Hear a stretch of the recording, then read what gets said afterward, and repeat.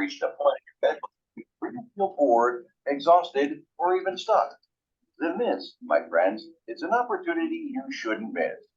PPDSG can get you where you want to be in your medical career.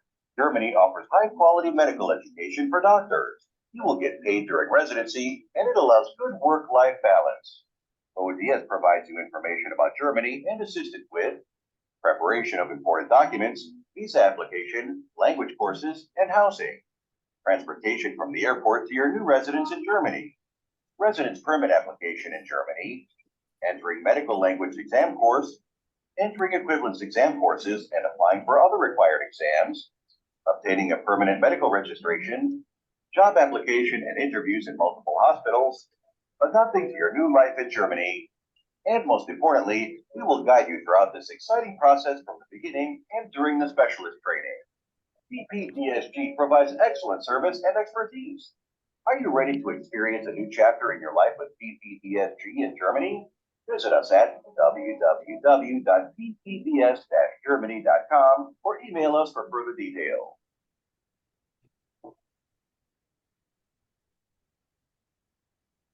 Baik, saya ucapkan selamat malam Bapak Ibu semua peserta di live webinar pada kesempatan kali ini yang diselenggarakan oleh PPDS Germany.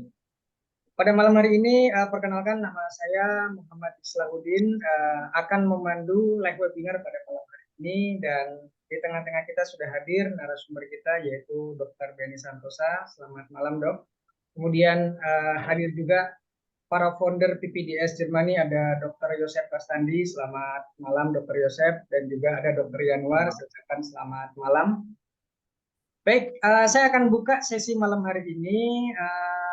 Dan nanti kami mohon kepada para dokter sekalian, para peserta mungkin juga kita beri banyak kesempatan untuk banyak sesi sharing ya, karena kita acara ini nanti akan berlangsung sampai dengan 20.30. Adapun susunan acara pada malam hari ini adalah setelah saya buka nanti ada sekilas tentang PPDS Germany yang akan disampaikan oleh Dr. Yosef Rastandi.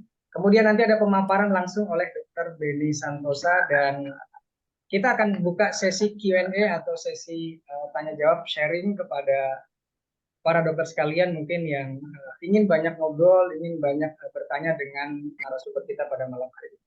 Baik, seperti biasa sebelum kita mulai, alangkah baiknya kita berdoa pada malam hari ini menurut agama dan kepercayaan kita masing-masing, agar mudah-mudahan live webinar kita pada malam hari ini senantiasa memberikan banyak manfaat, kemudian memberikan banyak insight, khususnya bagi para dokter di tanah air, sehingga ada banyak impian yang mungkin ingin dicapai atau digapai, khususnya menjadi seorang dokter spesialis di Jerman. Baik, mari kita buka sesi live webinar pada malam hari dengan berdoa menurut agama dan kepercayaan kita masing-masing. Berdoa dimulai.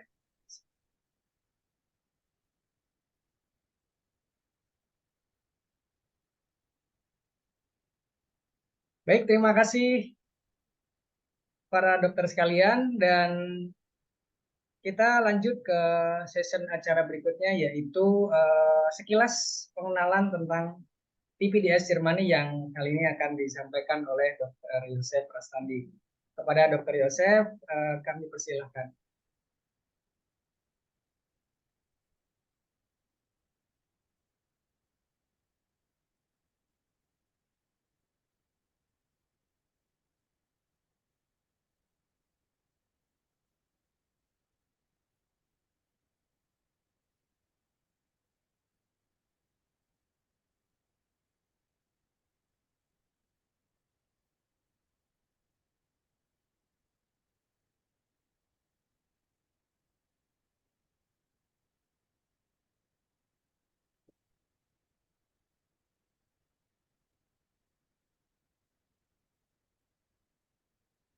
Ya, coba tes. Udah bisa, Pak? Iya, lancar, Dok. Sudah kelihatan. Sudah lancar ya, maaf ya. Suaranya juga ada. Oke, siap. Angkut sedikit ya. Terima kasih sebelumnya. Nama saya Dr. Yosef, salah satu founder juga selain Dr. Yanuar. diizinkan untuk memperkenalkan sedikit PPDS. Terima kasih juga buat Dr. Beni atas kesediaannya, Dr. Yanuar juga, dan kolega-kolega juga yang baru dan yang sudah mengikuti ini sekilas mungkin dari saya sekitar PPDS. Em,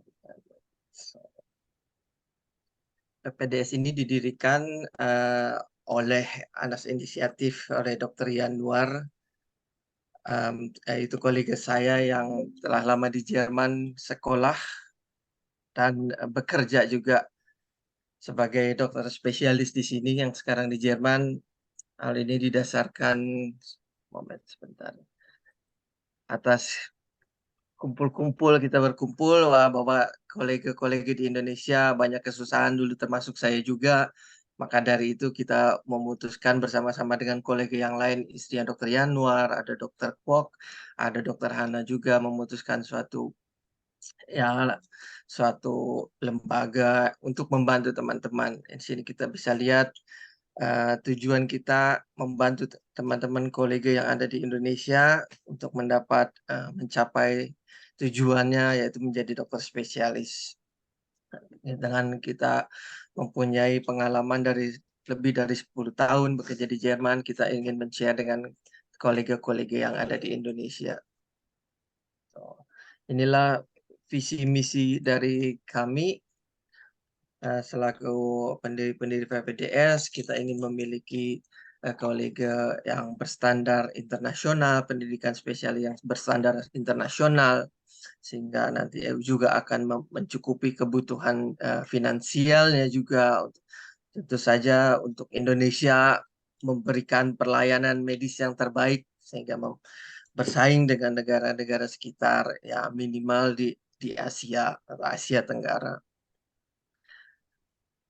Ini misi kami, kita berharap kita dapat menyelesaikan semua dalam satu pintu sehingga kolega-kolega yang ada di Indonesia tidak memiliki banyak kesulitan-kesulitan sehingga dapat bekerja di Jerman dengan baik. Ini di belakang ini salah satu rumah sakit tempat saya bekerja sekarang ini. Sekilas info. So, kenapa di Jerman? Kita bisa lihat di sini kebutuhan di Jerman akan tenaga kerja sebagai dokter medis ya, terutama perawat atau dokter sangat banyak. Kemudian dari segi ekonomi juga pendapatan dokter spesialis di sini cukup besar. Untuk kesejahteraan juga sistem kesehatan yang menunjang untuk para dokter spesialis sehingga dapat memudahkan dalam pekerjaannya. Di sini kita juga bekerja berdasarkan evidence base yang terbaru dan teknologi juga sebagian besar yang terbaru di kota-kota besar. Terutama kita selalu mengutamakan update-update tentang studi-studi yang terbaru di rumah sakit.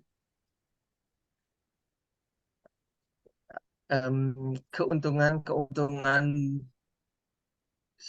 kalau kita menjalani spesialis di Jerman ini dari sekian banyak, mungkin saya bisa persingkat sebentar dibanding dengan yang ada di Indonesia. Kalau keuntungannya mungkin ya dengan tidak adanya limit atau batasan umur di sini, tentu saja ini jauh dibanding dengan Indonesia yang kurang lebih ada batasan umur 35 sampai 40 tahun setahu saya terakhir itu. Kemudian kita juga di sini bekerja atau dalam menjalani spesialis tidak berdasarkan university base tapi hospital base, di mana kita ya tidak perlu membayar uang semester, uang pendaftaran, tapi kita bekerja langsung di rumah sakit dan kita mendapatkan gaji seperti dokter yang lainnya. Jadi ya nggak seperti sekolah lagi, tapi ya lebih ke condong bekerja. Dan masih banyak-banyak lainnya, mulai dari cuti per tahun atau ada tunjangan-tunjangan lainnya di sini saya tidak bisa jelasin satu persatu, ini terlalu banyak dan nggak cukup. Terus yang kita lihat yang lainnya, inilah kurang lebih tangga menuju Jerman dari dokter-dokter di luar Uni Eropa. Kita di sini berharap kita dapat membantu di sebagian dari tengah sampai ke atas. Dari awal kan ya kita harus usaha sendiri. Contohnya ya kuliah kedokteran segala macam. Tapi mulai dari tengah ini kita berharap kita bisa membantu kolega-kolega biar lebih mempermudah jalannya menuju cita-cita yang diimpikan. Ini sebagian ada hierarki atau susunan organisasi di Jerman, bagaimana sebenarnya ini bagian-bagian, ada chirurgi, ada neurologi, di setiap bagian itu dikepalai oleh chief arts, kadang bisa ada dua, tapi biasanya satu, kemudian ada satu atau dua Leitende Oberarzt, pemimpin Oberarzt, pemimpin Oberarzt, dan kemudian ada Facharzt spesialis dan asisten-asisten formulant. Beserta gaji-gajinya juga. Ini udah beberapa tahun yang lalu, tentu saja setiap tempat berbeda dan udah lebih aktual yang sekarang. Ini adalah gambaran bagaimana pendidikan spesialis di Jerman kurang lebih sebagai basis Weiterbildung, sebagai pendidikan dasar. Untuk saya ambil contohnya untuk penyakit dalam, pendidikan dasarnya selama 3 tahun, dan kemudian kita bisa ngambil kombinasi antara penyakit dalam misalnya sama jantung, sama gastroenterologi ditambah 3 tahun, atau murni penyakit dalam 2 tahun, atau hemato-onkologi tambah 3 tahun lagi.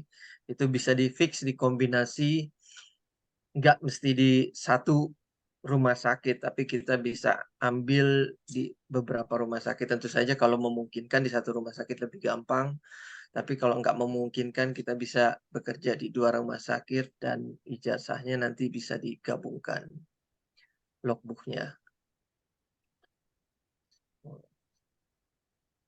Nah, ini kurang lebih gambaran nih beberapa tahun yang lalu tarif dokter mulai dari awal setiap tahun dia agak bertambah, nanti kemudian sebagai Facharzt dikerja sebagai dokter spesialis, kerjanya nanti bertambah pula sesuai dengan pengalamannya, sebagai Oberarzt juga sesuai pengalamannya nanti bertambah.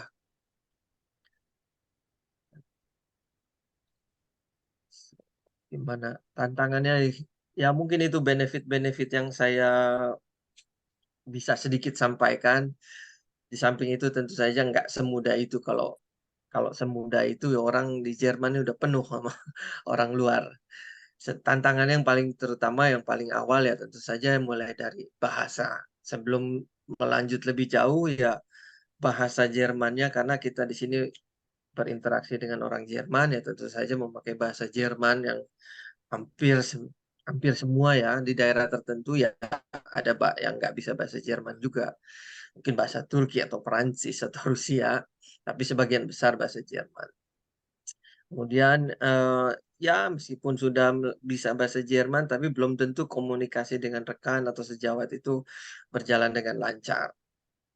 Kita bisa lihat di sini 2 tahun pertama adalah masa-masa adaptasi, stres, kita harus berbaur, harus ngelihat kayak gimana pendidikan, sistem kesehatannya, makanannya juga kita harus bisa mandiri ya, karena yang semua kita yang kontrol, kita harus persiapin sebaik-baik mungkin.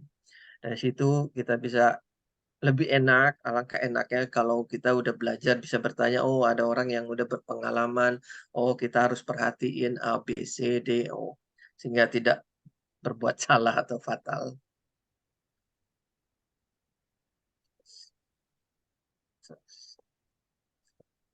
Ya.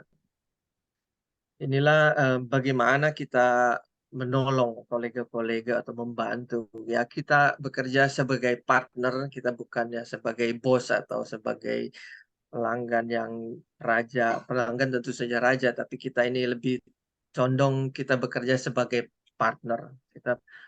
Kita membantu kolega-kolega dari dalam keberangkatan, mengurus visa yang apakah masalahnya, terusnya kemudian juga transportasi, terusnya kalau sudah sampai di Jerman apa yang harus dilakukan, kita planning, nggak cuman langsung sekolah gitu aja, cuman kita planningnya apa, sampai pada akhirnya ikut ujian aprobasi, yang setelah aprobasi itu kita dapat izin untuk bekerja dalam rangka Walter Bildung di Jerman.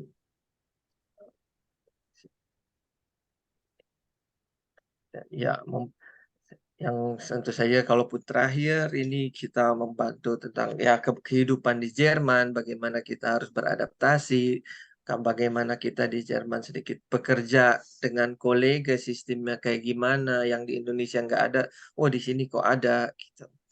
Dan terakhir kita juga membantu mempersiapkan lamaran-lamaran atau tips-tips dalam wawancara biar kita diterima di sebuah rumah sakit.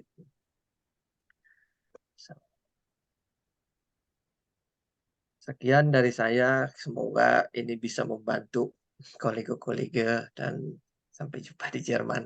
Saya kembalikan kepada Pak Islan. Terima kasih Pak Islan. Baik, terima kasih Dr. Yosef sudah membuka materi pemaparan kali ini, yaitu dengan pengenalan PPDS Jermani.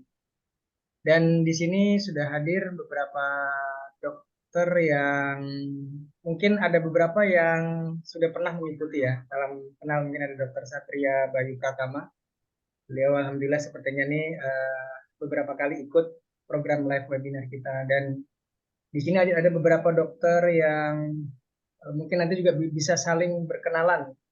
Para dokter sekalian ini datang dari kota mana di seluruh tanah air gitu ya, biar mungkin antar kita sesama kolega mungkin bisa saling mengenal dan bisa saling ngobrol.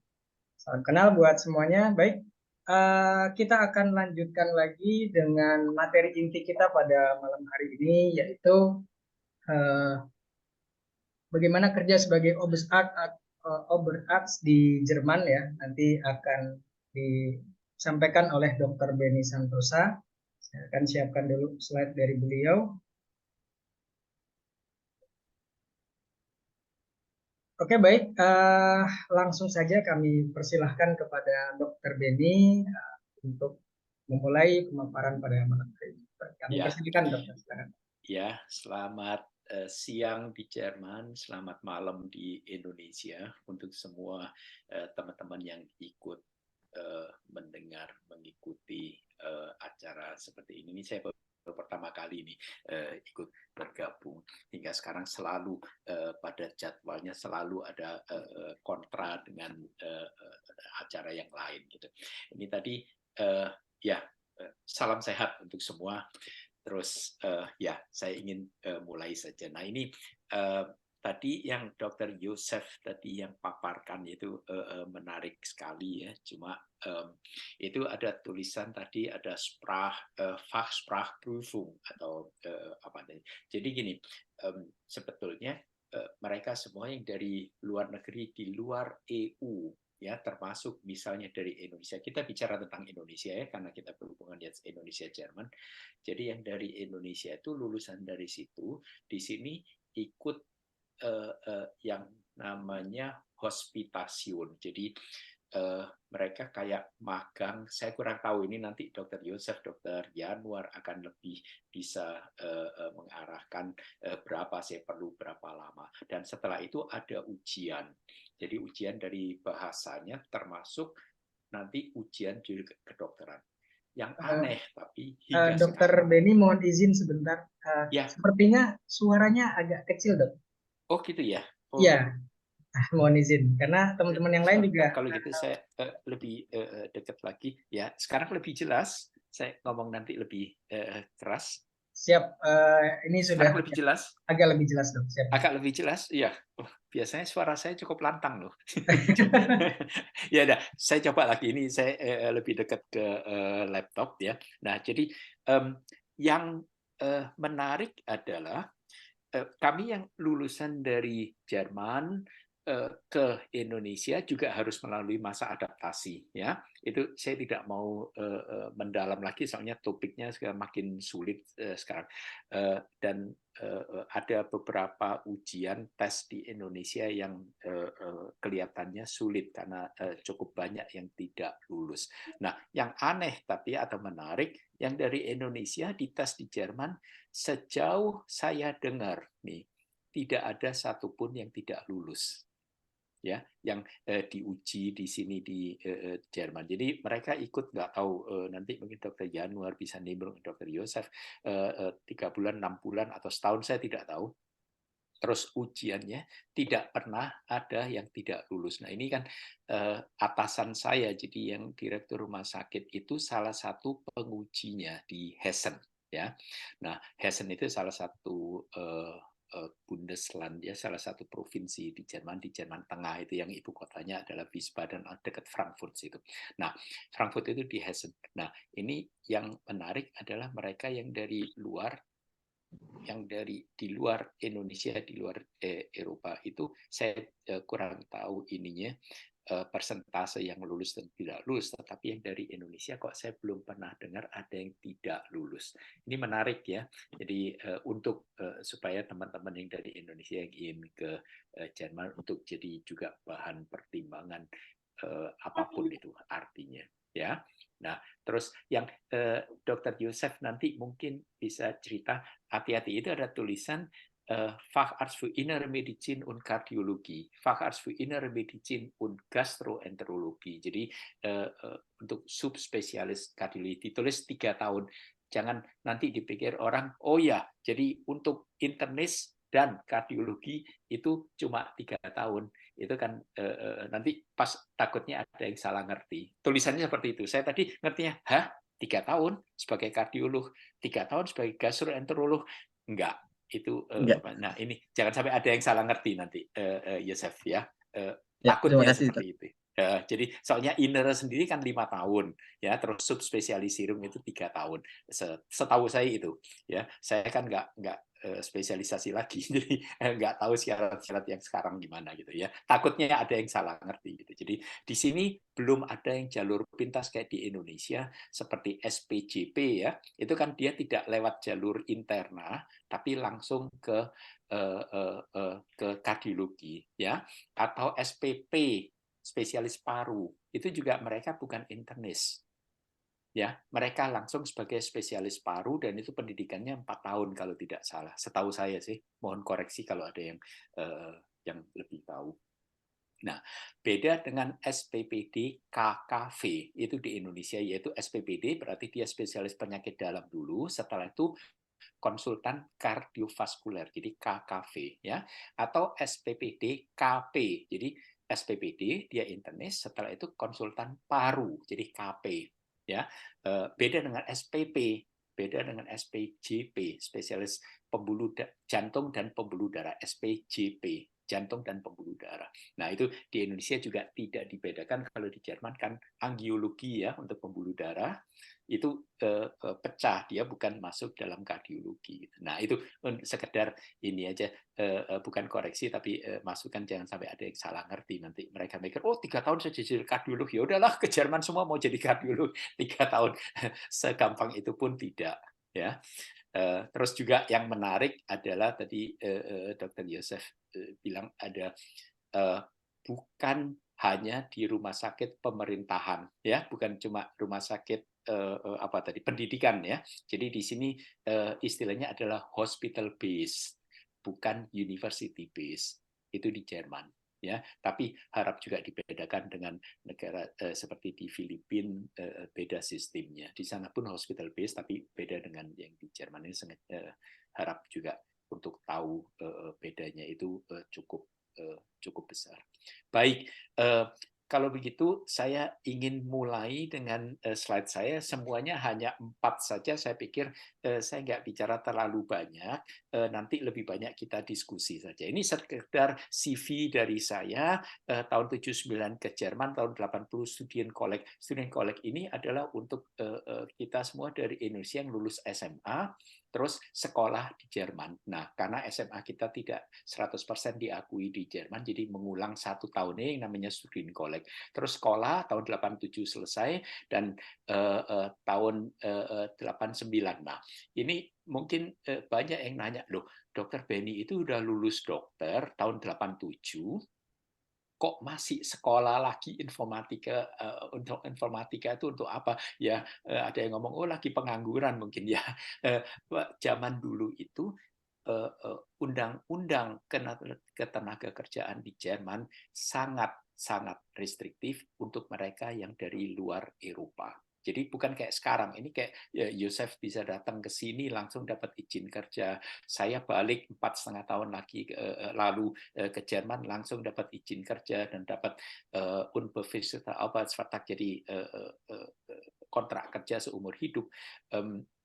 Maksudnya seumur hidup sampai usia pensiun ya, sampai pensiun dan sebagainya. Waktu itu tidak. Jadi dulu kita harus tanda tangan waktu datang tahun 80-an, 70-an sampai awal 90-an itu pun masih sulit, yaitu begitu kita datang mulai dengan sekolah itu harus tanda tangan bahwa setelah lulus sekolah S1 ya, S1 saya di Gießen ya di Jerman, itu harus tanda tangan bahwa setelah lulus harus secepatnya meninggalkan Jerman. Itu zaman saya dulu.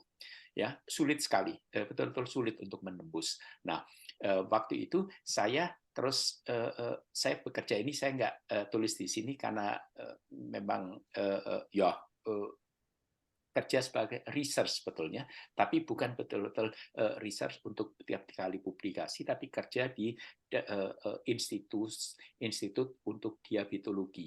Ini yang cikal bakal nanti untuk saya, jadi saya akhirnya jadi diabetolog. Jadi kerja di situ. Nah, kebetulan adik saya waktu itu sekolah juga kedokteran, sekalian juga paralel dia sekolah matematika. Nah, dia tuh lihat saya, kamu cuma kerja kayak gitu, nggak mau toh coba informatika. Ini kedokteran dan informatika itu ke depannya nanti dengan yang namanya Krankenhaus Informationssysteme itu semua dibentuk oleh informatiker dan matematiker, katanya gitu. Jadi saya udah sambil kerja di research institut itu saya sekolah informatika.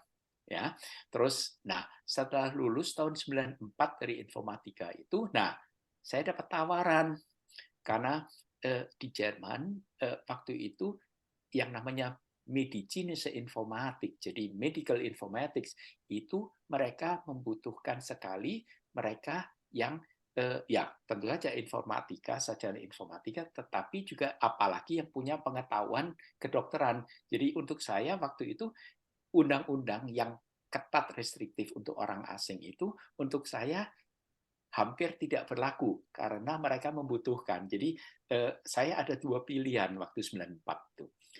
Ditanya, mau nggak jadi dosen di sini? Ya, jadi untuk ya membangun itu medical informatics. Tapi tahun 94 saya juga dibantu oleh universitas ini dari dekan, rektor semuanya membantu untuk saya bisa dapat izin untuk spesialisasi. Sekali lagi, zaman dulu itu sulit sekali untuk bisa masuk spesialisasi, bukan kayak sekarang ya. Sekarang ini semua datang asal lulus masuk udah dapat tempat. Dulu sulit sekali. Akhirnya terus saya pikir dari awal saya itu memang kepingin sekali inner medicine, nggak tahu kenapa dari kecil saya ditanya mau jadi internis gitu, kayak ada cita-cita selalu gitu ya. Jadi terus begitu dapat tawaran, nah ini di tempat yang saya kerja di research, saya bikin dokter abad di situ. Saya juga waktu sekolah selama 7 tahun itu nyambi sampingan sambil cari ya mencari uang sampingan untuk ongkos hidup karena kami dulu tidak dapat dukungan dari Indonesia, dari orang tua. Ayah sudah lama meninggal, jadi terus akhirnya bekerja sebagai perawat sampingan di sini. Itu di Jerman dulu gampang sekali, yang penting orang itu rajin mau bekerja pasti bisa. Nah, gitu. Jadi saya dikenal, terus di sini saya bisa masuk, terus akhirnya ya udah saya perpendek di sini, saya lulus internis, pendidikan dulu penyakit dalam adalah 6 sampai 7 tahun. Sekarang diturunkan jadi 5 tahun. Dulu 7 tahun. Jadi orang bisa 6,5 tahun, kayak saya waktu itu terus maju ujian sudah termasuk cepat sekali. Jadi saya didukung oleh atasan gitu. Nah, terus saya lanjutkan dengan endokrinologi, diabetologi. Cita-cita saya dari awal, terus lulus endokrinologi, terus saya lanjutkan untuk dapat sertifikat sebagai diabetolog. Di DKI itu ada ini lagi. Tolong lanjut Pak Islam. Slide selanjutnya. Ya, terus nah, karena saya waktu itu menolak menjadi dosen di ini di Politek yang untuk informatika, mereka nanya lagi, bisa nggak seenggak-enggaknya satu acara dibikin blog program. Jadi per minggu itu cuma 8 jam. Ya, ini yang namanya Lehrbeauftragter. Lehrbeauftragter itu mungkin kalau di Indonesia diterjemahkan sebagai dosen tidak tetap. Jadi per minggu itu 8 jam. Nah, saya minta izin dari atasan saya selama spesialisasi itu, boleh tidak selama 1 minggu itu, dalam 1 minggu itu saya ngajar 2 kali 4 jam. Jadi tiap hari Rabu dan Kamis, saya masih ingat dulu, selalu 4 jam, 4 jam. Terus beliau kasih izin asal saya ya mesti membayar 4 jam itu, yaitu dengan kerja lebih lama. Yo, kita zaman dulu kalau spesialisasi itu, kita pagi mulai 7:30, pulang itu jam 20. Itu sesuatu yang lumrah di universitas ya. Saya kebetulan saya university based dari awal.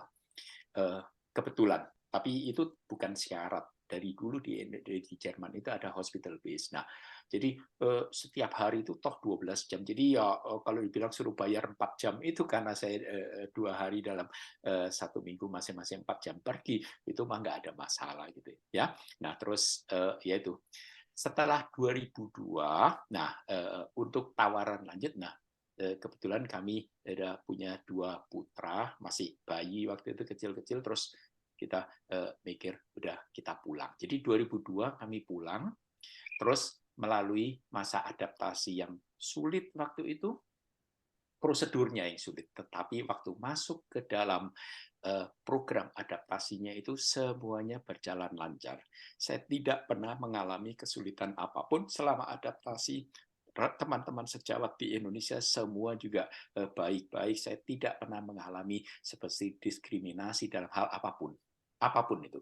Ya, semua malah sebagian dari dosen juga selalu mengajak saya ikut membahas referat dan sebagainya gitu. Jadi enak sekali waktu itu, betul-betul enak. Ini yang selalu saya ceritakan di sini di Jerman ini ada IASI, yaitu Ikatan Akademisi dan Sarjana Indonesia. Ya, mungkin ada dari yang hadir ini tahu IASI ya.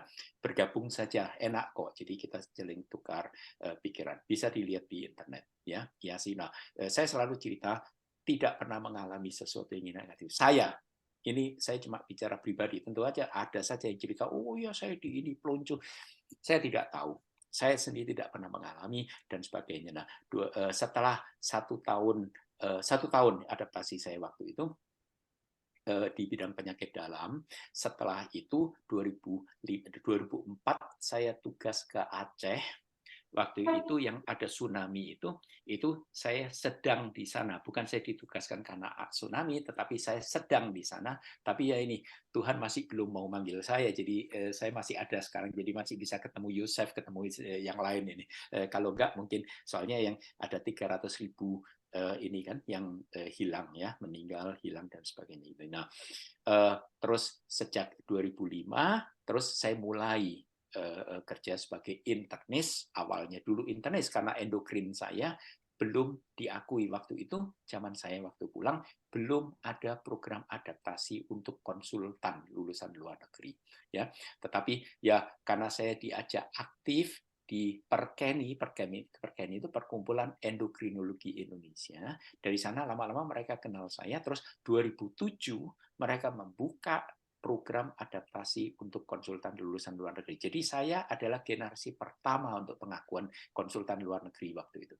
Jadi 2007, 2009 pendek saja 2009 saya mendapat pengakuan juga jadi SPPD KEMD ya, spesialis penyakit dalam, konsultan endokrinologi, metabolisme dan diabetes. Udah sampai 2019 kerja di Rumah Sakit Gading Pluit di Kelapa Gading, Jakarta Utara. Nah, terus 2019, nah itu di sana saya aktif sekali.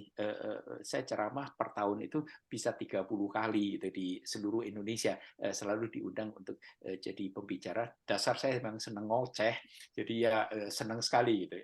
Tukar pikiran dengan teman-teman yang lain, terutama dari daerah. Saya juga di Palangkaraya, saya di Pontianak, bicara di sana di Pekanbaru dan sebagainya. Senang sih. Jadi tukar pikiran dengan mereka yang gimana sih kalau mereka bukan di kota besar ya, di kota yang agak lebih kecil, apalagi di pinggiran gitu, bagaimana penanganan dan sebagainya gitu. Nah, 2019 ini 2017 kedua anak yang lahir di Jerman itu berangkat ke Jerman untuk sekolah di sini gitu. Nah, mereka sekolah di sini terus panggilan keluarga. Nah, kebetulan juga teman-teman yang seperjuangan dulu waktu pendidikan di Indonesia, di Jerman, itu sebagian ada yang direktur rumah sakit, ada chef arts, ada Leitende Oberarzt, itu mereka nanya, mau nggak balik nih? Ini Jerman butuh dokter nih. Yo, terus saya bilang, gila lu, gue sudah mulai dari nol di sini sama bangun eksistensi sudah semuanya gitu, tapi terus ya itulah anak-anak ya kepingin, terus istri juga kepingin kalau kita bisa satu keluarga kumpul enak ya, kan kita coba aja, kalau nggak kerasa nih kita bisa pulang gitu. Nah, jadi terus berangkat Mei 2019 ya. Mei 2019 saya berangkat kami semua berangkat ke Jerman. Anak-anak sudah mulai di sini. Terus mulai Juni saya diminta jadi Oberarzt di rumah sakit yang tempat saya ini. Nah, itu sejarah saya. Nah, tolong Pak Islah lanjut itu tadi yang CV. Nah, sekarang kerjaan saya sebagai Oberarzt itu apa sih sebenarnya? Ya, ini kita mesti juga mendidik karena ini kan di Jerman hospital base. Jadi rumah sakit kami ini bisa mendidik seseorang menjadi internis, tapi karena pendidikan semuanya ada 5 tahun, ini yang 3 tahun bisa dilakukan di rumah sakit kami sini. Ya, selama 3 tahun. Nanti 2 tahunnya mereka mesti finalisasi ke tempat lain. Atau kebalikan, mereka 2 tahun atau 3 tahun di tempat lain, 2 tahun terakhir tempat kami. Pokok yang dari kami itu bisa selama 3 tahun diakui oleh yang namanya Landesärztekammer di sini ya. Landesärztekammer itu sulit untuk diterjemahkan di Indonesia, tapi lembaga yang mengatur semuanya. Ya, kalau di Jerman itu semua lewat satu pintu.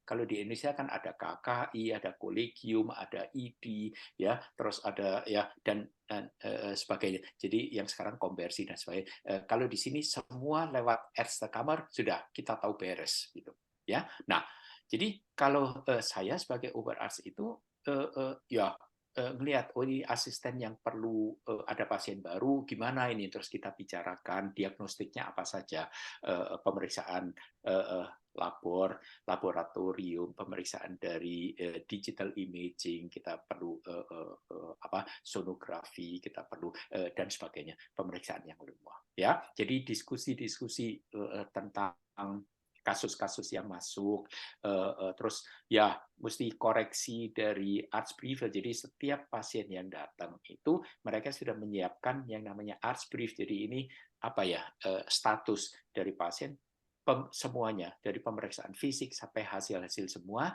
sampai nanti pasien itu dipulangkan. Nah, itu harus ada konklusi, kesimpulan kita lakukan apa waktu ini, pasien sakit apa, diagnosisnya apa, yang kita lakukan apa, yang kita anjurkan untuk lanjut apa, dan sebagainya.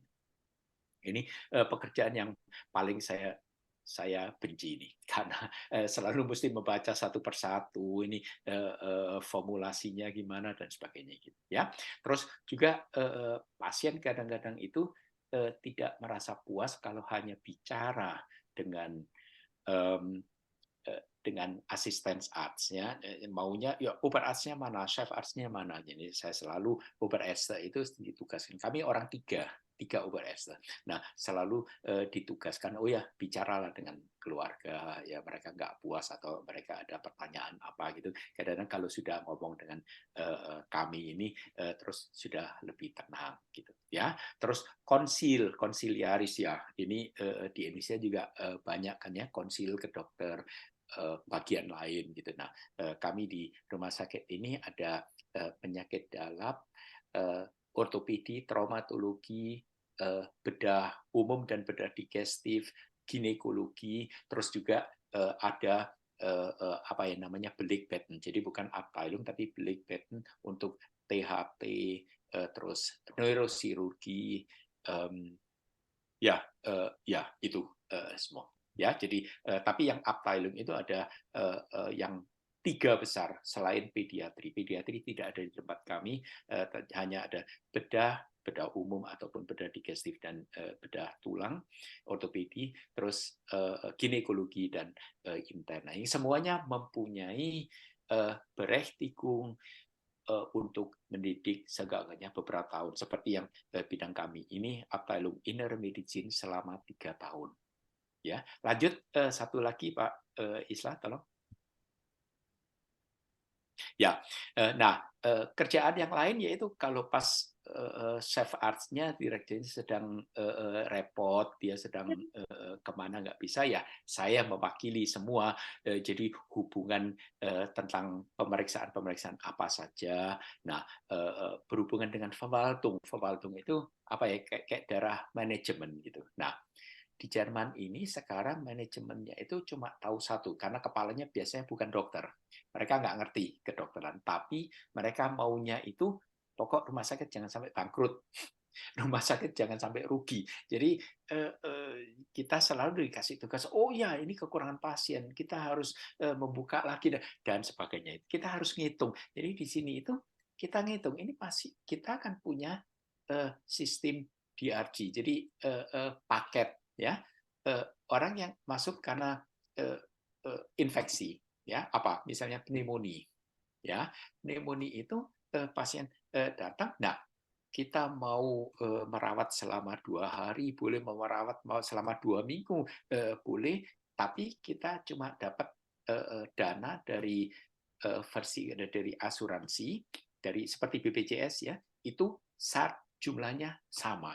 Ya, jadi kalau kita bisa dalam 2 hari 3 hari menyembuhkan pasien atau bisa memulangkan pasien, ya kita untung. Kalau sampai 2 minggu ya kita otomatis minus, ya kita nombok. Nah, itu juga mesti didiskusikan, dibicarakan tiap hari. Ya, nah ini yang di bawahnya ini diskusi dengan asuransinya. Jadi kadang-kadang itu ada pneumonia tapi dengan tambahan komorbiditas yang lain. Nah itu kita berusaha ya diskusi dengan mereka bahwa ini kita tidak bisa memulangkan, tapi hanya dengan paket seperti yang kalian tawarkan itu tidak mungkin. Nah, rata-rata kita ada tambahan lagi dana, tambahan biaya dan sebagainya. Terus juga ini diskusi juga dengan Pflegepersonal itu dari tim keperawatan ya, dengan para suster perawat di situ ya, bruder perawat dan sebagainya. Sekarang Pflegepersonal itu sudah bukan zaman saya dulu 30 tahun 40 tahun yang lalu.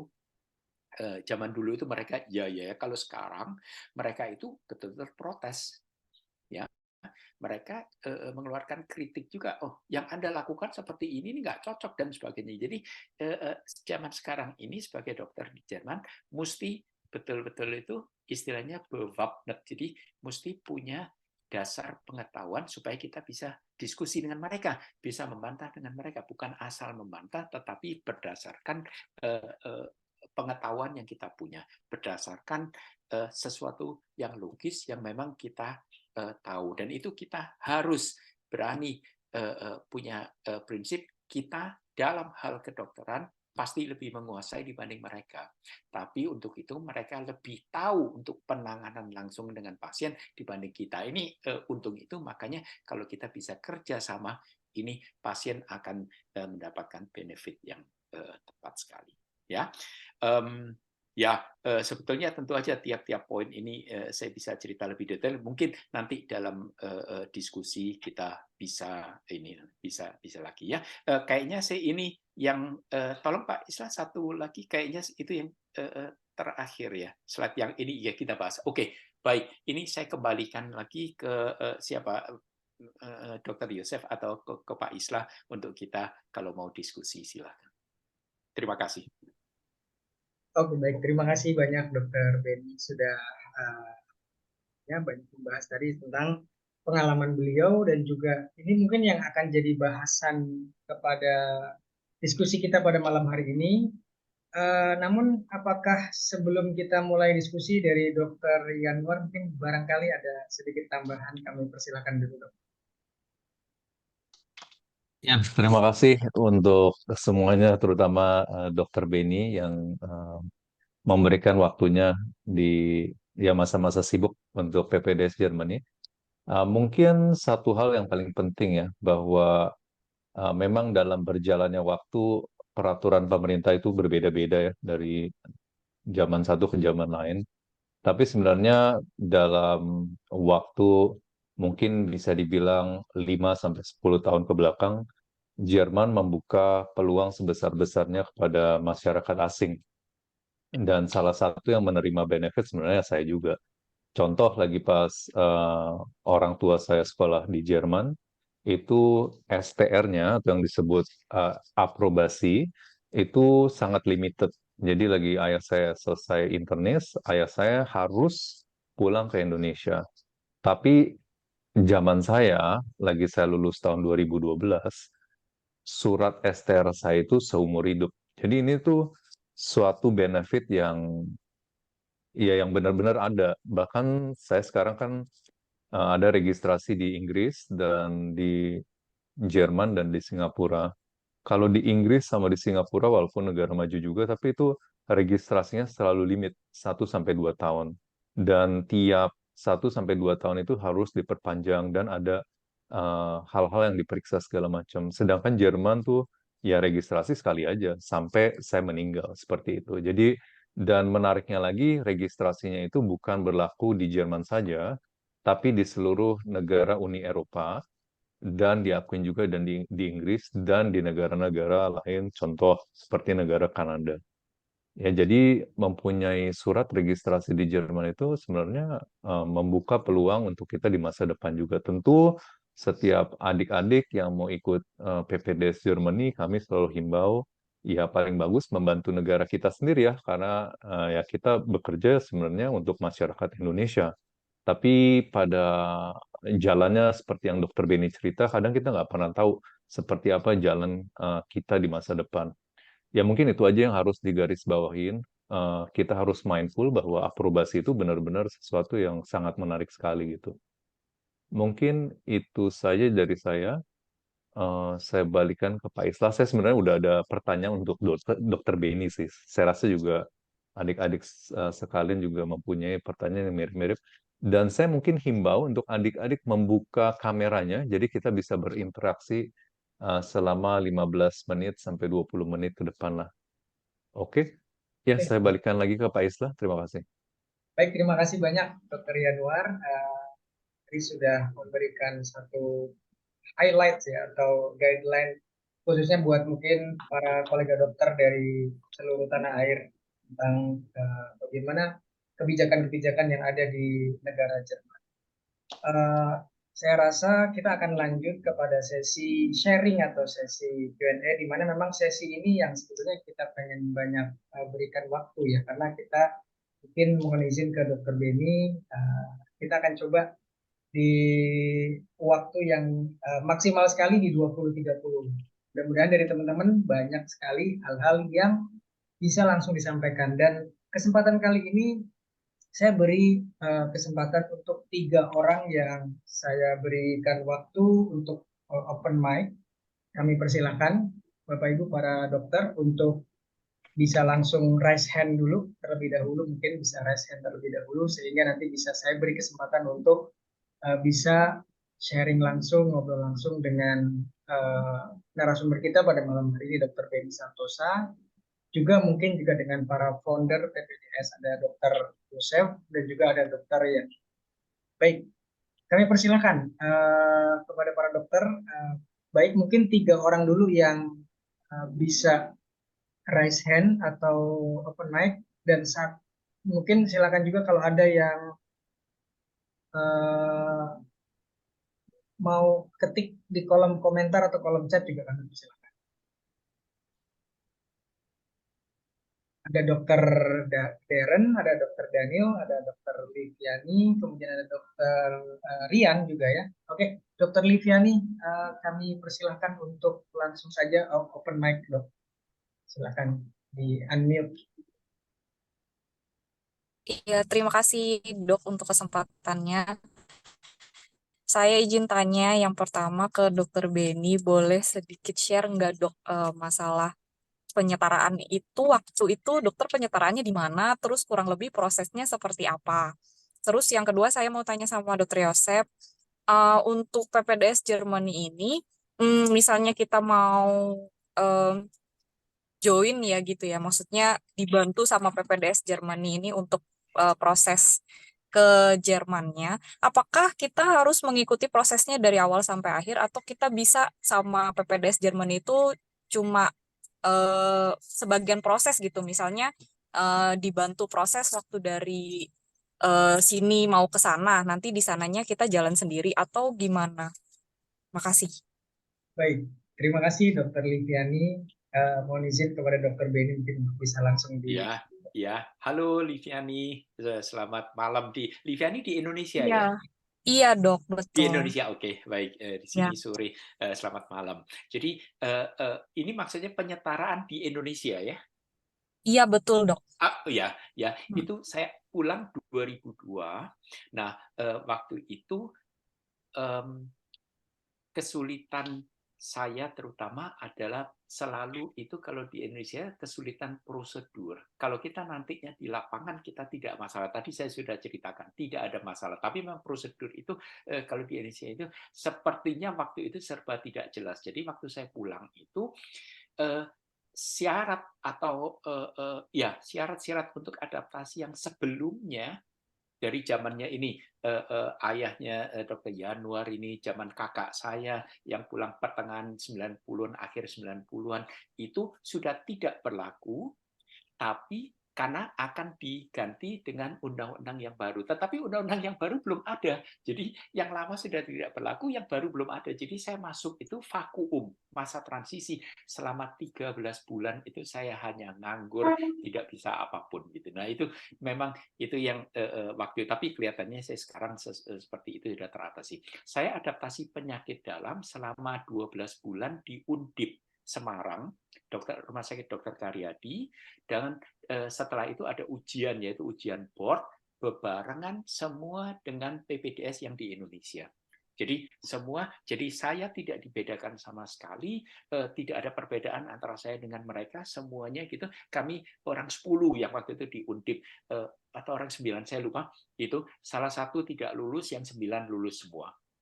Gitu. Nah, saya satu-satunya yang adaptasi yang dari luar.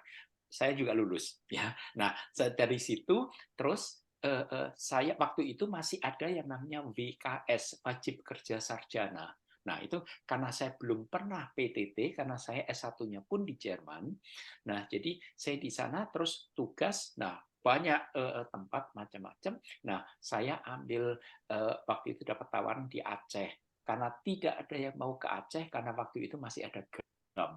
Masih ada ini ya Burger Creek ya kalau kita bilang ya, masih ada GAM yang ngangkat senjata, jadi semua pada takut. Nah, untuk itu dari Departemen Kesehatan ditawarkan kalau siapa yang mau ke sana hanya perlu yang namanya 1/4N. Jadi mestinya saya perlu 3 tahun.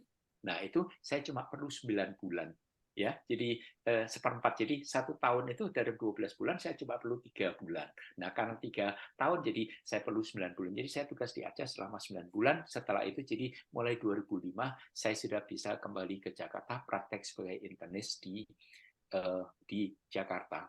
Nah, dengan waktu hanya baru beberapa bulan, mereka tahu, oh ini ada satu ahli endokrin dari Jerman yang belum ada pengakuan. Nah, saya diajak bergabung masuk ke Perkeni. Nah, 2007 ada adaptasi untuk konsultan itu tadi yang saya bilang. Jadi saya adaptasi lagi yang kedua kali, tapi untuk yang subspesialisasinya. 2009 saya dapat pengakuan KIMD. Nah, 2 tahun itu tapi bukan 2 tahun tiap hari di situ ya, cuma per minggu itu hanya beberapa jam. Jadi kalau dihitung-hitung ya bukan 2 tahun, tapi mungkin 6 bulan lah gitu untuk subspesialisasinya. Setelah itu 2009 sudah bebas, sudah SPPD, KIMD, udah boleh tugas atau praktek dimanapun. Makasih dok. Jadi itu waktu dokter ke Aceh itu seperti WKDS gitu ya dok? Betul. BKDS waktu itu sebutan untuk saya BKS, setelah itu diganti dengan BKDS. Setelah itu BKDS dihapus karena ada yang protes sampai ke MK kan, bahwa itu melanggar HAM dan sebagainya itu. Saya sedih sekali waktu itu karena sebetulnya tugas ke daerah itu tugas yang mulia ya sebetulnya untuk kita, dan itu untuk pengalaman. Saya nggak kepingin ngalami tsunami lagi ya, nggak, moga-moga tidak pernah terjadi lagi. Tapi betul-betul tugas yang sangat untuk saya sih membuat saya bahagia, apalagi kebetulan saya mengalami ya katastrofe yang sangat-sangat amat sangat parah dalam sejarah dunia ya, sampai 300.000 yang meninggal, sampai keluarga saya waktu itu mengira saya juga sudah hilang karena tidak bisa dihubungi karena komunikasi waktu itu hancur semua selama 5 hari, semua pada tidak tahu saya masih hidup atau tidak gitu. Nah setelah itu pulang seolah-olah saya merasa lebih bahagia gitu terhadap hidup ini gitu ya. Jadi kalau kalian kerja cuma setahun aja di daerah, apa sih salahnya ya, juga untuk membangun di Indonesia. Tadi Dr. Yanuar juga sudah bilang kita akan tujuannya juga kalau bisa membantu di Indonesia di sektor kesehatan gitu ya. Dan ini sekarang dari Kemenkes yang sekarang, dari Menkes yang baru ini sih, daerah juga yang daerah tertinggal itu digalakkan supaya spesialis lebih bisa ke sana dengan situasi yang lebih bagus dibanding zaman saya dulu. Makasih dok. Satu Ya. lagi boleh dok, ada yang saya penasaran sih sebenarnya Ya. dari dulu. Apakah ilmu kedokteran di Jerman sama Indonesia itu beda banget atau Nah, gimana? ini pertanyaan yang sangat bagus. Ini pertanyaan yang sangat bagus. Kita, apalagi zaman sekarang, kita belajar dari buku yang sama. Kalau Anda ke universitas swasta di Indonesia, ataupun ke UI, ke UNER, ke Unbra, Brawijaya, dan sebagainya, itu bukunya itu sama. Yang di sana lihat internet, baca jurnalnya sama dengan sini. Jadi sebetulnya sih semua yang kita pelajari itu sama. Cuma praktek di lapangan yang berbeda. Itu yang membedakan kita ini. Makanya selalu saya dari awal, sekarang pun saya akan tetap di garda terdepan untuk mengatakan adaptasi itu penting. Cuma sudah nggak usah dipersulit pakai ujian ini, ujian itu. Yang namanya adaptasi itu adalah penyesuaian. Bukan, toh tidak ada yang ragu bahwa yang lulusan Jerman itu ijazah nggak beli kok. Nggak ada beli ijazah di Jerman.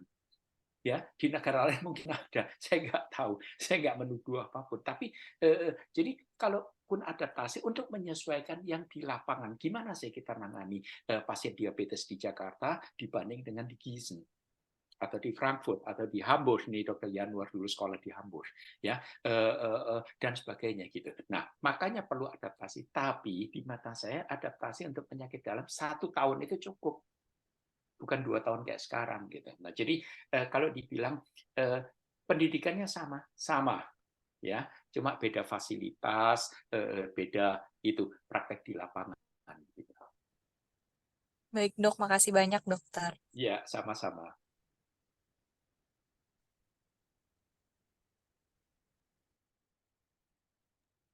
Dr. Yosef tadi belum jawab ya. Boleh ya. Untuk pertanyaan kedua, Dr. Liviani. Terima kasih buat pertanyaannya. Kalau boleh tahu, Dr. Liviani ini sekarang ada di Indonesia, udah Iya, pernah ke Jerman atau? masih di Indonesia dok. Ke Jerman pernah untuk liburan aja sih, tapi sebentar doang sih. Maksudnya cuma kayak asal lewat gitu waktu ke Ya, Europe. ya. Karena ini mungkin pertanyaannya spesifik gitu kan, lebih terlalu spesifik. Kalau dibilang bisa, mungkin hampir semuanya bisa, cuman ada bagian-bagian tertentu tergantung part mana yang kita memang membutuhkan, ya Anda harus ikut gitu. Menurut saya seperti itu. Biasanya sih selama ini sih emang dia ikut dari awal, dan dengan kita ya emang diserahin ke kita semua. Yang kita pengen tahu mungkin menurut Dokter Liviani kan, saya cuma pengen ikut A-nya atau B-nya atau C-nya gitu. Nah, kita itu harus bahas lebih lanjut lagi, maksudnya spesifik, bukan di forum yang gede begini, part mana yang bisa kita bantu gitu. Nah, itu Oke, menurut baik saya dok. seperti itu. Ya, Terima makasih dok. Ya. Oke, baik. Silakan Dokter Daniel, kami persilahkan dok untuk silakan di unmute. Iya, sudah jelas suara saya? Jelas? Sudah cukup jelas, Dok. Iya.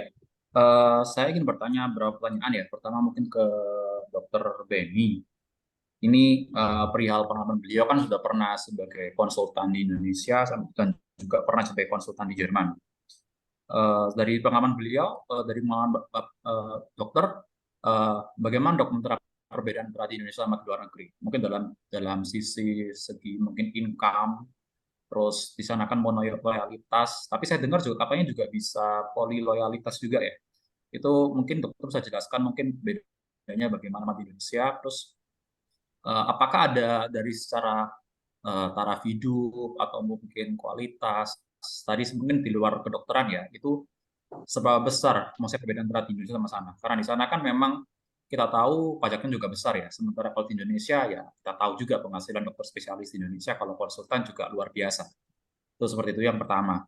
Terus kedua saya ingin bertanya tentang ini juga. Dokter kan juga mengambil pendidikan sampai doktor med gitu ya.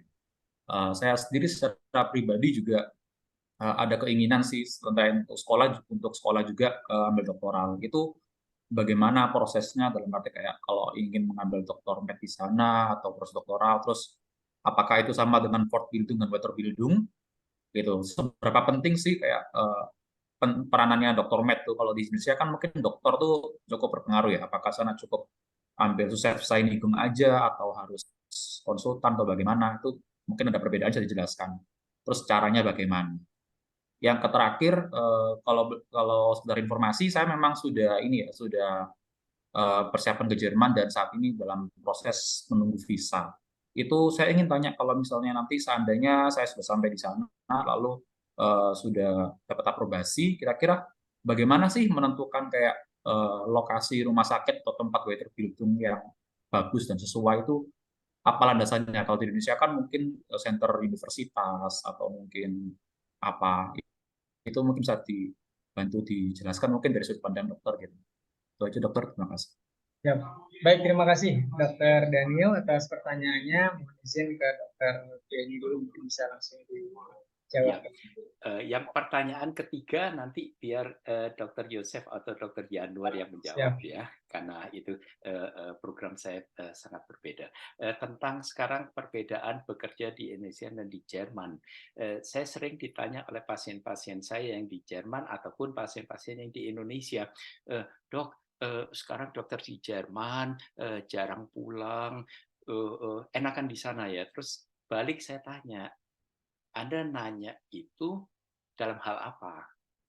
Ya, jadi kenapa saya tidak bisa langsung menjawab? Jadi di Indonesia itu saya selain hari Minggu ya, itu setiap harinya itu mungkin berhasil sekali saja dalam 1 bulan di bawah jam 22 sampai di rumah sebagai subspesialis.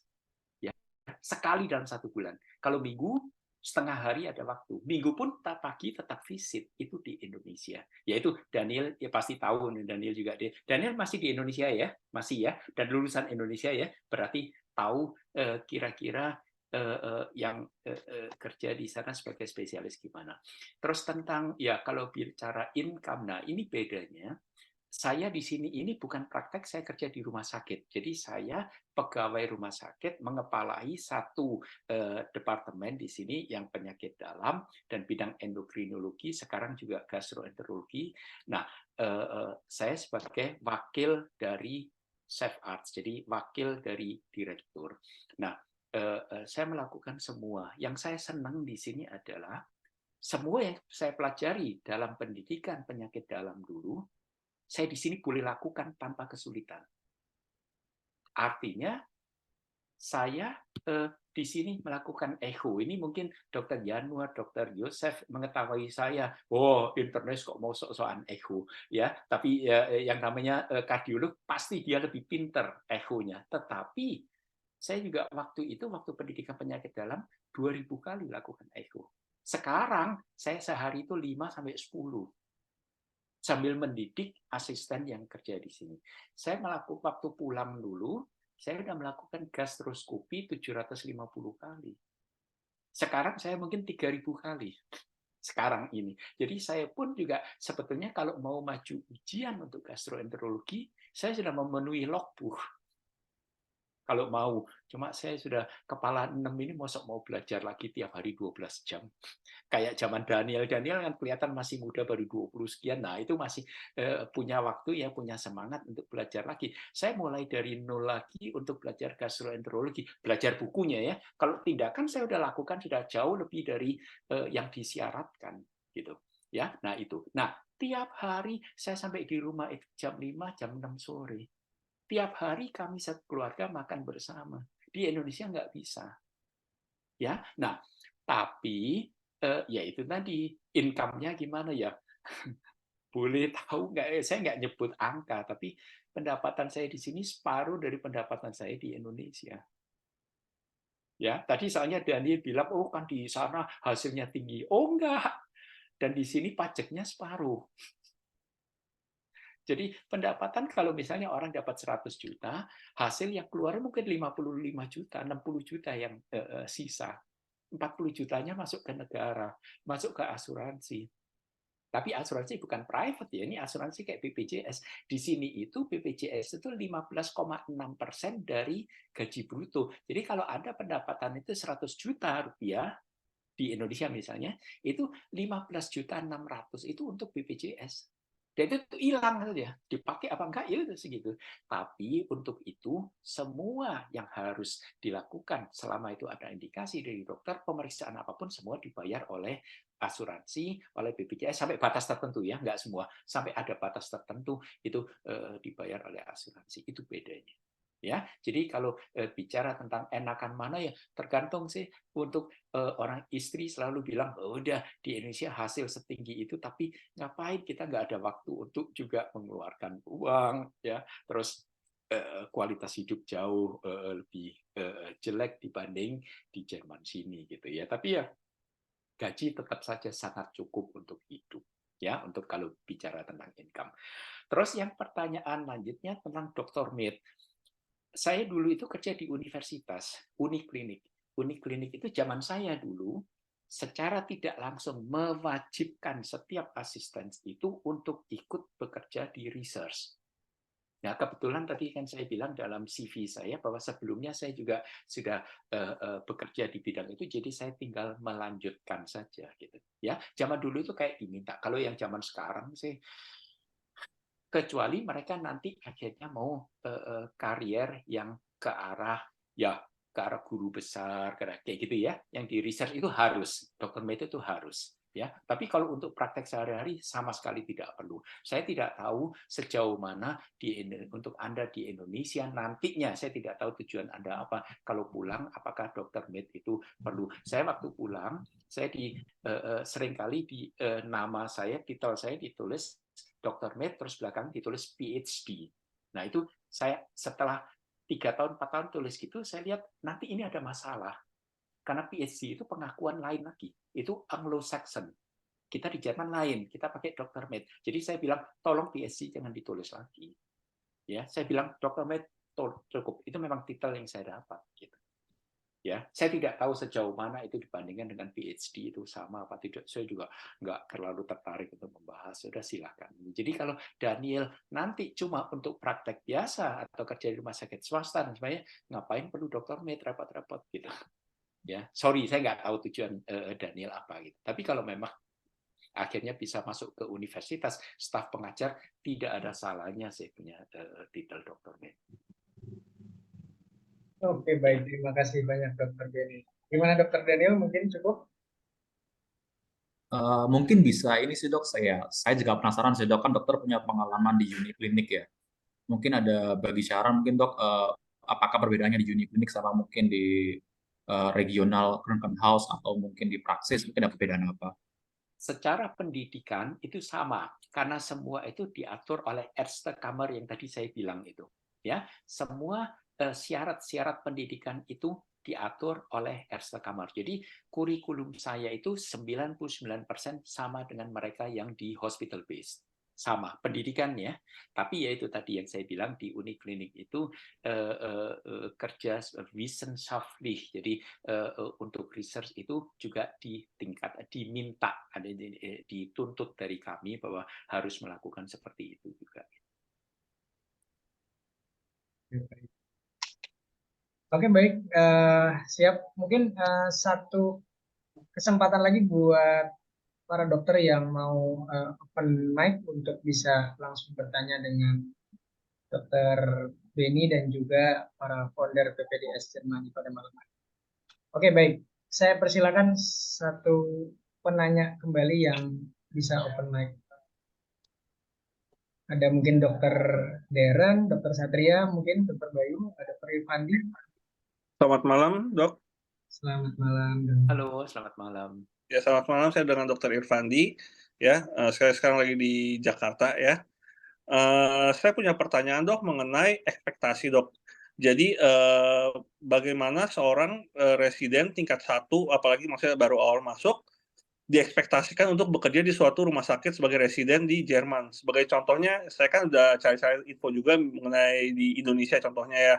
Contoh di Indonesia saya tertarik kardiologi, kalau yang saya dapat informasi itu kalau di Indonesia itu residen tingkat 1 tuh anggapnya tuh kasarnya kerjanya itu sama seperti dokter umum gitu. Jadi kita untuk kayak penggunaan echo segala macam itu walaupun kita bisa tapi tidak boleh gitu ya. Semua tuh harus dalam supervisi. Nah, sedangkan kalau di Jerman itu bagaimana? Apakah maksudnya kita emang kerja itu residen tingkat 1 di luar supervisi, jadi semua yang kasarnya ilmu yang kardiologi kita boleh lakukan selama kita bisa walaupun emang kita baru tingkat 1, atau ada limitasi atau ekspektasi tertentu yang diharapkan atau ditahan dari residen awal-awal gitu dok. Boleh langsung saya jawab, Ya, Pak silakan, Iswayan? Dok. Ya, Silakan, jadi begini, ini cuma pengalaman saya di Jerman waktu itu 23 tahun kerja di sini, terus pulang di Indonesia 17 tahun, termasuk masa adaptasi, terus sekarang 4,5 tahun. Hierarki di Jerman itu tidak terlalu konservatif atau ketat seperti di Indonesia. Ini yang saya alami ya. Jadi kalau Anda memang sanggup ya, dan kita lihat dari awal, oh ya dia bisa dan sebagainya. Dan ini juga pendidikan di sini ke arah pendidikan yang teknologis menggunakan instrumen segala itu dari awal sudah. Mereka semester ke-5 ke-6 itu sudah belajar sonografi. Ya, jadi mereka malah waktu internship segala itu kadang-kadang saya lagi echo lagi ya, echo mungkin mereka tidak ya, tapi sonografi itu mereka, oh dok itu bukannya lever seperti ini. Saya sampai kaget waktu saya 4,5 tahun yang lalu balik ke Jerman itu, zaman saya dulu belum sejauh itu. Sekarang wow, jadi ini mereka yang residen tahun pertama itu pun nggak semua ya, tapi sebagian besar itu sedikit banyak mereka menguasai apa itu sonografi. Sedikit banyak. Apa itu EKG? Apa itu Holter ya, Langcat EKG kita bilang. Jadi yang EKG selama 24 jam. Itu mereka menilai sampai batas tertentu. Tentu saja masih kalah dengan seorang spesialis ya, tapi betul-betul mereka sudah punya dasar. Nah, kami lihat di situ sebagai pendidik, oh ya anak ini bisa oke ya, dan tapi dengan pesan tolong kalau Anda ada apa yang tidak yakin, panggil kami. ya. Dan juga misalnya mereka sudah bikin surat ya, surat diagnosis dari hasil seperti ini, terus kami kayaknya ragu, ini ada pasien demam seperti ini, livernya seperti ini, kok USG-nya normal. Nah, itu kami bertanya lagi, kalau perlu kami ulang gitu.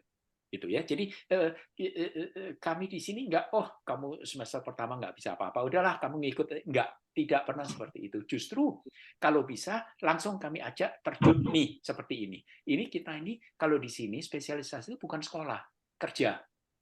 Makanya tadi dari Dr. Yosef tadi sudah disebut dapat gaji yang sangat cukup untuk misalnya Anda sudah punya berkeluarga, punya 2 anak pun dengan gaji sebagai asisten ars itu cukup.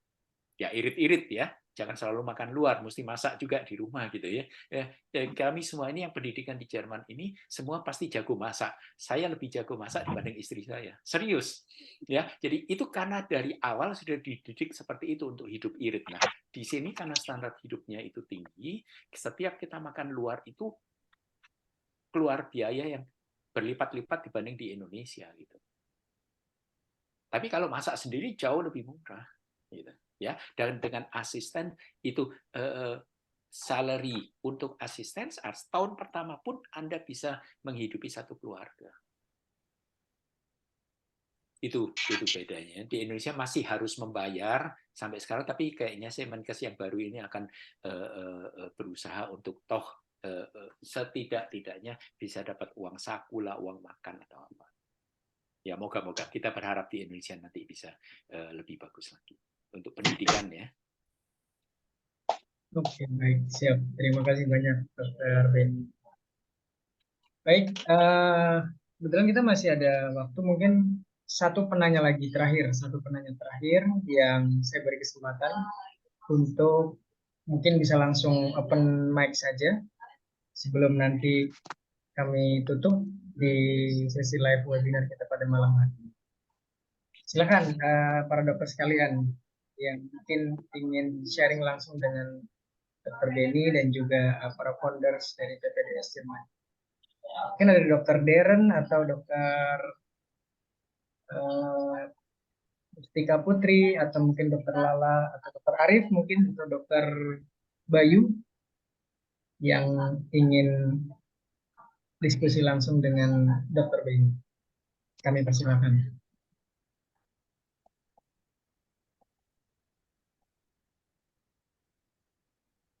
Atau mungkin sambil menunggu, Dr. Yanuar mungkin barangkali bisa menambahkan dari beberapa pertanyaan malam hari ini, atau Dr. Yosef mungkin ada yang ingin ditambahkan dari beberapa pertanyaan sahabat dokter kita pada malam hari ini. Mungkin pertanyaan hidup ya. Dr. Daniel menanyakan sesuatu yang menarik. Bagaimana kehidupan dengan Indonesia dan Jerman? Saya kebetulan ada pengalaman tambahan di Inggris dan di Singapura juga. Bahkan saya duduk di Kementerian Kesehatan di Singapura bersama kepala-kepala rumah sakit di seluruh Singapura, SGH, NUH, dan Tan Tock Seng. Kalau saya lihat pendapatan saya di Singapura jauh lebih banyak dari negara mana yang lain lah. Kita juga tahu bahwa kalau kita berobat di Singapura harga itu sangat tinggi. Tapi yang kita pertanyakan dalam diri kita, saya dan istri dokter dua-dua dan dokter spesialis, apakah uang itu membawa kebahagiaan? Apakah uang itu membawa work-life balance? Apa yang kita mau cari? Jadi pertanyaan Dr. Daniel itu suatu pertanyaan yang cukup individual dan tidak mudah dijawab ya. Mungkin secara general juga kita mesti ingat bahwa dokter di Indonesia ini, Dr. Benny ini sebenarnya om saya kalau saya boleh jujur. Jadi Dr. Benny ini bukan dokter sembarang, salah satu benar-benar dokter yang high flyer di Indonesia. Tapi kan kita dalam hidup nggak semua high flyer ya. Kadang kita ya jadi dokter spesialis ya di average. Nah kita mesti bandinginnya juga seperti itu juga. Kalau menurut saya work-life balance tetap saya lihat banyak negara. Jerman terlalu maju di mana-mana. Saya kasih contoh sangat mudah. Lagi saya, mungkin Om Beni pengalamannya berbeda, tapi saya ini 38 tahun dan mempunyai seorang anak. Jadi anak saya lahir 5 tahun lalu. Dokter Yosef juga sekarang punya 2 anak. Jadi lagi pas saya menjadi orang tua, saya diberikan waktu, jadi namanya paternity leaves, waktu untuk mengasuh anak selama 3 tahun. Jadi saya boleh keluar dari kerjaan saya 3 tahun. Dan 14 bulan itu dibayar sekitar 70% dari pemerintah Jerman. Sedangkan di Singapura, kan posisi saya di Jerman dulu sebagai orang asing, memiliki visa yang tertinggi yang dinamakan adalah Niederlassung-Erlaubnis, atau yang notabene itu seperti PR lah ya, Permanent Resident. Sedangkan saya di Singapura juga, saya permanent resident juga, saya hanya diberikan waktu 5 hari kurang lebih. Kalau saya menjadi orang tua untuk kedua kalinya di Singapura. Jadi itu kita bisa lihat work-life balance sangat berbeda, dan waktu kerja saya di Singapura kurang lebih 80 jam sampai 100 jam per minggu. Sedangkan di Jerman itu waktu kerja saya sebenarnya protected 48 jam. Dan saya masih mengerjakan jaga malam. Jaga malam saya di Singapura itu 30 jam. Kemarin saya jaga malam 32 jam. Jadi kalau saya nggak kerja cepat, saya bisa 32 jam bekerja terus. Jadi work-life balance tergantung kita apa yang kita cari. Apakah itu uang, apakah work-life balance, apakah kita mau punya anak banyak, eh, ya kita mesti jawab masing-masing. Itu tentang masalah kehidupan. Tadi ada pertanyaan lagi tentang dokter Arbeit. Iya, kalau kamu mempunyai kesempatan, go ahead. Om Beni itu sangat low profile ya menurut saya. Bilang dokter Arbeit itu, Om Beni ini high flyer again. Kalau kamu mempunyai kesempatan, go ahead for that. Kalau kamu mempunyai dokter Arbeit, selalu di bevorcuk di mana-mana juga untuk menjadi Oberarzt segala macam. Jadi go ahead aja, nggak ada masalah. Tadi ada pertanyaan lagi tentang ekokardiografi. Ya, dari dokter Irfandi. Saya setuju dengan dokter Beni bahwa hierarki itu di Jerman nggak gitu nyata. Saya ingat residen tahun pertama, saya udah mengerjakan ekokardiografi. Residen tahun pertama, saya udah mengerjakan asites puncture, pleura puncture, apa aja yang dipuncture saya boleh. Karena apa? Karena tergantung motivasi kita masing-masing. Dan saya beruntung dengan motivasi saya itu, 10 tahun lalu, Oberarzt saya ngelihat saya, oh, ini anak cukup rajin dan cukup benar-benar mau belajar. Ya udah, just go ahead. Walaupun pada dalam katalog mungkin ekokardiografi dipelajarin mungkin 3 tahun atau 4 tahun, tapi nggak ada masalah, bisa crossover. Jadi fleksibilitas di Jerman itu luar biasa sebenarnya. Dan saya mau kasih gambaran lagi kepada mungkin adik-adik yang belum tahu. Tadi Dokter Irfandi kan nanya tentang ekokardiografi. Dan kebetulan tugas saya di Kementerian Kesehatan di Singapura itu membandingkan dan memberikan masukan yang positif. Adik-adik kan tahu kardiologi. Saya tanya ke adik-adik, X-ray datangnya dari mana? Jerman. Troponin itu datangnya dari mana? Kita tahu kan, troponin itu acute myocardial infarction itu didevelop di University of Heidelberg by Profesor Katus. Terus aspirin itu dari mana? Aspirin itu dari Jerman, Bayer. Oke, kita pakai obat-obat kayak contoh new oral anticoagulation kayak rivaroxaban, Pradaxa, itu semua dari Jerman.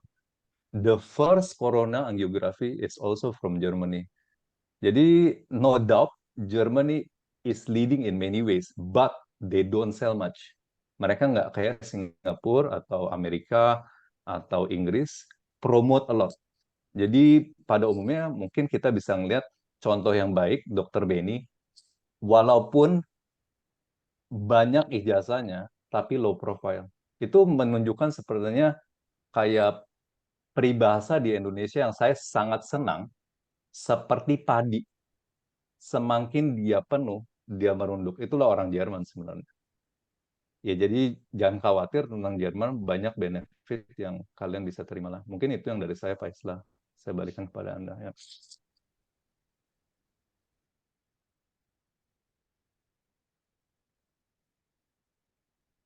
Oke, baik. Terima kasih, Dok. Ada satu pertanyaan terakhir dari Dokter Naf. Malam, Dok. Langkah pertama untuk mengikuti PPDS ini, mengikuti kursus di Goethe Institute hingga lulus D1 dulu ya, Dok. Setelah itu baru mulai dibantu ya, Dok. Ya, saya langsung go ahead aja. Di kalian kan sudah kontak Miss Mirna, langsung kontak Miss Mirna untuk follow up. Tapi ada program baru sebenarnya. Kita udah kerjasama dari A1 sebenarnya. A1, A2, kalau kalian sudah serius, kalian bisa kontak saya, sudah bisa join.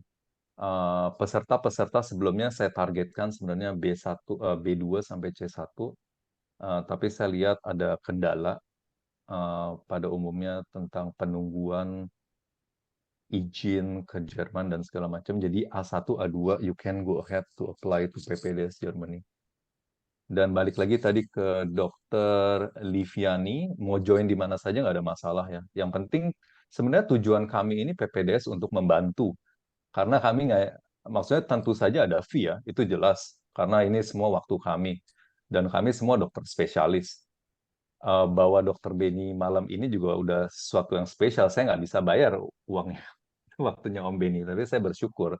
Jadi saya dan founder lain ini bukan nyari uang dengan garis bawah, dengan PPDS Germany nggak bisa bayar. Bukannya apa, saya contoh di Singapura 1 jam bisa dibayar $1.000. Saya kasih tahu aja. Jadi ini banyaknya sebenarnya untuk membantu adik-adik karena saya, Dr. Yosef, dan founder lain paham apa rasanya stuck. Dan ini kita memberikan jalan dan kemudahan, tentu banyak hambatan ya. Ya, salah satunya sebenarnya eh, beberapa peserta yang awal juga hambatan kemarin karena ada COVID, ada kementerian policy baru dari kedutaan Jerman di Indonesia dan segala macam.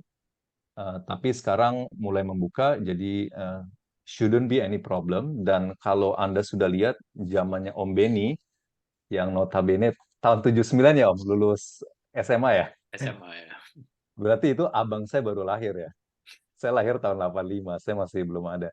Dari tahun 79 saja orang udah bisa ke Jerman, saya bisa ke Jerman. Dan kemarin ini ada kita punya webinar kayaknya 1 bulan lalu atau 2 bulan lalu Dokter Marsha yang juga baru lulus Fachsprachprüfung dan Approbationsprüfung. Jadi jangan khawatir tentang apa-apa. Kalian pasti bakal jebol di Jerman. Oke lah, mungkin itu dari saya Pak Islah. Baik, terima kasih banyak Dokter Yanuar sudah menjawab pertanyaan terakhir dari Dokter Naf. Sekali lagi saya aturkan terima kasih kepada Dokter Beni Santosa sudah berkenan Sama-sama. malam hari ini, betul kata Dokter Yanuar ya, sudah berkenan mau berbagi dan sharing buat teman-teman dokter sekalian dari seluruh Nusantara. Kita berharap bahwa di kesempatan berikutnya gitu ya, mungkin kita akan atur lagi, mudah-mudahan bisa dokter-dokter lain bisa ikut join lebih banyak. Dan tentunya saya haturkan juga terima kasih yang tak terhingga kepada para founders ya, ada Dr. Yanuar, kemudian ada Dr. Yosef, dan juga para dokter sekalian yang mengikuti live webinar pada kesempatan di bulan September ini. Dan jangan lupa bahwa kita juga akan menyelenggarakan live webinar lagi di setiap bulannya gitu ya. Berarti nanti kita akan ada di bulan Oktober ya. Jadi mohon dinantikan tentunya dengan tema-tema yang sangat luar biasa, dan seperti yang disampaikan oleh Dr. Yanuar tadi bahwa kita mengundang para pakar dokter memang yang sangat luar biasa, dan kami sekali lagi terima kasih banyak kepada Dr. Beni Santosa sudah menyempatkan waktunya ya, ini lebih dari 1 jam. Thank you very much semua. Dan pada malam hari ini sebelum saya tutup, saya mohon izin kita open kamera dulu untuk kita foto bersama ya para dokter sekalian. Tentunya dengan dinyalakan dulu sebentar untuk kameranya. Nah, Dr. Irfandi, kemudian Dr. Rian, Dr. Mustika Putri, mungkin kalau bisa Dr. Naf dan juga Dr. Arif. atau Dokter Lala dan Dokter Denny barangkali mungkin bisa kita open cam dulu sebentar ya. Oke, Dokter Arif, siap. Terima kasih sudah membuka cam-nya atau kameranya. Mungkin Mas Aan selaku tim saya mungkin bisa didokumentasikan. Tentunya ya kita coba dengan ekspresi yang oke ya, maksudnya dengan gaya bebas tapi yang paling terbaik buat teman-teman semua. Silakan kita ambil tag kameranya. Siap. Silakan. Berikan senyuman terbaik 1, 2, 3. Oke. Ya. Satu kali lagi. Ya, satu kali lagi. 1, Sekarang 2, dua tangan ya. 3. Oke, terima Oke, kasih. terima kasih. Terima kasih. Baik, sekali lagi terima kasih banyak teman-teman sekalian sudah hadir di live webinar yang diselenggarakan oleh PPDS Germany, dan jangan lupa di follow akun Instagram kami di @ppds_germany, dan juga silakan dihubungi kontak person yaitu yang tertera di bio Instagram kami ya, dengan Miss Mirna. Nanti Bapak Ibu atau para dokter sekalian mungkin bisa mendapatkan banyak penjelasan-penjelasan terkait bagaimana mungkin bisa join di programnya PPDS Germany. Dan saya sebagai moderator pada malam hari ini sekali lagi mengaturkan terima kasih kepada narasumber kita Dr. Benny Santosa, kepada Dr. Yosef, terima kasih juga Dok sudah hadir juga pada malam hari ini. Dr. Yanuar juga terima kasih banyak, serta para dokter sekalian. Kita akan berjumpa lagi di lain kesempatan, kemungkinan nanti di bulan Oktober nanti kita akan adakan lagi live webinar, dan jangan meninggalkan grup WhatsApp ya, karena nanti banyak informasi yang akan kita share. Baik, sekali lagi terima kasih banyak. Sampai ketemu lagi di lain kesempatan. Terima kasih, Pak Selamat malam. Pak Yanuar, Pak Yosef, dan semua yang Salam hadir. sejahtera. Yuk, salam sehat. Yuk. Salam sampai sehat, ketemu. Dr. Benny. Terima kasih banyak. Selamat. Terima kasih banyak. Yuk, yuk.